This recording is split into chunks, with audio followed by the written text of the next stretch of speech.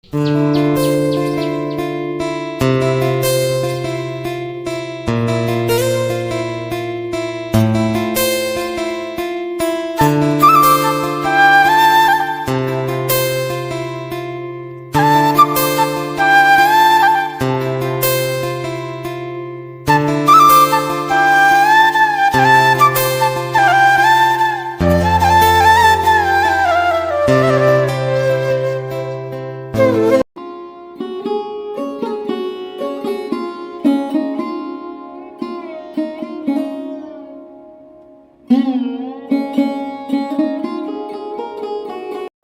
সকাল থেকে বৃষ্টি পড়ছিল। সকাল থেকে বলবো না, প্রায় ভোরবেলা থেকেই বৃষ্টি পড়ছিল টিপটিপ করে, কিন্তু সকালের দিকে বেশ ভালোই বৃষ্টি পড়ছিল, সেই জন্য সব কাজ করতেও আমার দেরি হয়ে গেছে। হ্যালো এভরিওয়ান, শুভ সকাল বন্ধুরা, কেমন আছো তোমরা সবাই? আশা করি ভালো আছো, সুস্থ আছো, আর আমিও বেশ ভালো আছি। এখন ঘড়ির কাঁটায় বাজে প্রায় 8টা সকাল। তো এখন থেকে তোমাদেরকে সকলকে সাথে নিয়ে আবার নতুন আরও একটা ব্লগ শুরু করা যাক। বৃষ্টিটা সকালে এলে একটু সমস্ত কাজে সবারই দেরি হয়ে যায়, সেরকম আজকেরও আমার দেরি হয়ে গেছে। তো এখন কাজ সারতে সারতে 8টা বেজে গেছে। এখন রুটি করব, সকালে আজকে রুটিই করব, রাতেরটাও করে নেবো, রাতে আর করবো না। একটা রুটি করতে খুবই অসুবিধা হয়, সেই জন্য একসাথেই সমস্তটা করে। বাবাও অনেক সকালে উঠেছে, ভোরবেলা চা খাওয়ারও হয়ে গেছে। এখন নারকেল মুড়ি খেয়ে বাবা একটু বাজারের দিকে যাবে। সকাল সকাল বাজারের দিকে না গেলে আবার কিছু পাওয়া যায় না, রোদও উঠে যায়, আবার বৃষ্টিরও দিন, সেই জন্য। আজ সকাল 9টার দিকে একটা ডিম সেদ্ধ খেয়েছি, তার ঘন্টাখানেক পরে আমি টিফিন করব সকালের। আমি প্রতিদিন ডিম খেতে পারি না, তুই মাঝে মাঝে যখন ইচ্ছা হয় তখনই খাই।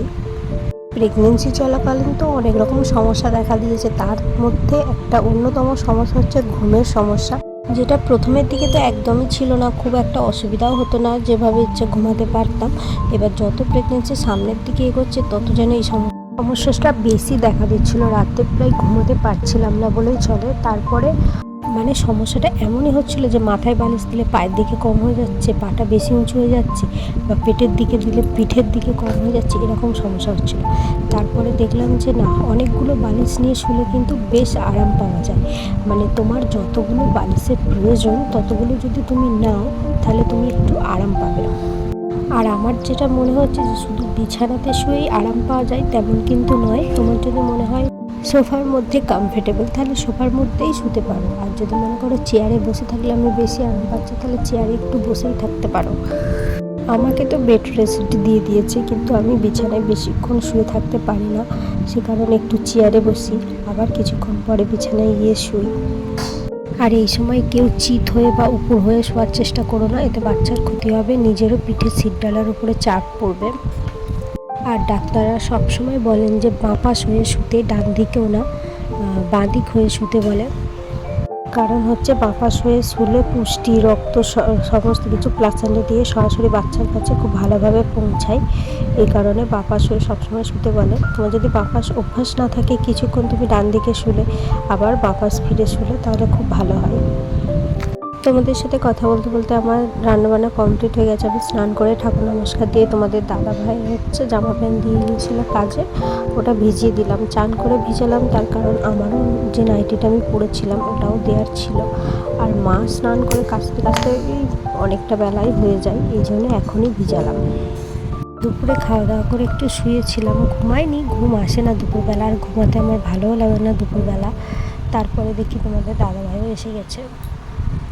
তারপরে যে জামা কাপড়গুলো ধুতে দিয়েছিলাম ওগুলো ধুয়ে দিয়েছে। এখন তো বিকাল হয়ে গেছে, আর বাইরে দিয়ে লাভ নেই, সেজন্য ঘরের মধ্যেই একটা একটা করে সবটা মেলে দিলাম।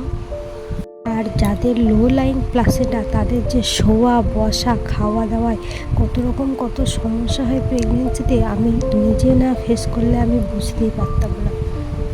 এমনিতে তো কোনো কাজ করতে পারি না, পুরো বেড রেস্ট দিয়ে দিয়েছি, তার উপরে নিচে যদি কোনো জিনিস পড়ে যায় সেটা তুলতে গেলেও আমার ভয় লাগে নিচু হয়ে। আর সব সময় কি শুয়ে থাকতে ভালো লাগে বলো? একটু বসতে হবে, কিন্তু সব থেকে লো লাইন প্লাসেন্টাতে ভালো যে সব থেকে শুয়ে থাকা, বসে থাকা, দাঁড়ানোর থেকেও সব থেকে ভালো শুয়ে থাকা। কিন্তু সবসময় কি আমরা শুতে পারি? সবসময় কি শুয়ে থাকা যায়? এখন তো তবু বালিশ টালিশ নিয়ে একটু রাতে ঘুমানোর চেষ্টা করি, কিন্তু এখন আবার নতুন একটা সমস্যা হচ্ছে, শুতে গেলেই আমার শ্বাসকষ্ট হয়। মানে খুব একটা মনে হচ্ছে যেন বুকের মধ্যে কিছু একটু চাপা পড়ে গেছে। আমি হাঁ করে করে নিঃশ্বাস নিই 5 মিনিট, তারপরে একটু ঠিক হই, স্থির হই। নিজের তো একটা শারীরিক কষ্ট আছে, তারপরে আবার এইসব কী আর করা যাবে, এখন এইভাবেই কাটাতে হবে। তো তোমরাও সবাই সাবধানে থেকো, ভালো থেকো। তো আজকের মতো ব্লগটা এখানেই শেষ করছি। ফিরে আসছি নতুন আরও একটি ব্লগ নিয়ে, নিজস্ব কোনো কথা নিয়ে।